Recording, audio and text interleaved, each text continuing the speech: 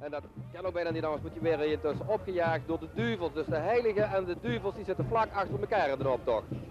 Beter gaan er niet. De rechterswagen trekt dan ons voorbij. Volgend jaar, zoals ik begrepen heb, dan is er weer een ketel gericht. Dus we zien alweer goed in kijken weer dat de ketel in moet. Ik zal maar even een net gezicht optrekken. Ja, daar kunnen we dan weer aan.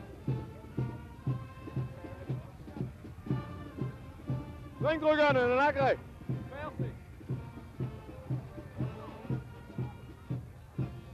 Ik vertrouw het niet wat ze me ervoor zaten, maar we proberen het goed terug te haaien. In elk geval van boven, van binnen doen we Noorden op toch wel.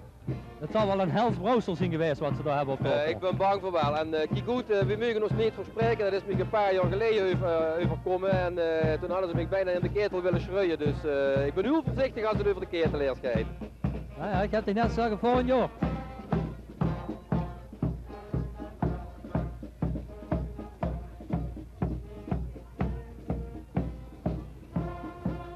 En gisteravond om 11:10 kwamen uit de hel gesprongen de nieuwe Vorst Lucifer 1995, Lonsmits.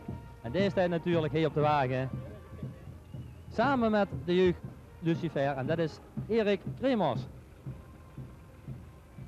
Er wordt nog flink plaats gemaakt, ook zij manoeuvreren perfect tussen de stoplichten door. Daar staan ze, Lon en Erik. En morgen is er natuurlijk in stel de traditionele jeugdoptocht. Hoe ook iedereen weer voor herten wordt uitgenodigd. Heerlijk die geuren.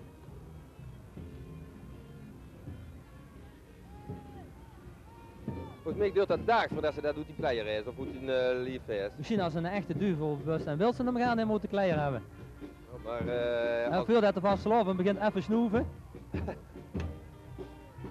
Joekskapel weer zijn, zij doen het voor de tweede keer mee.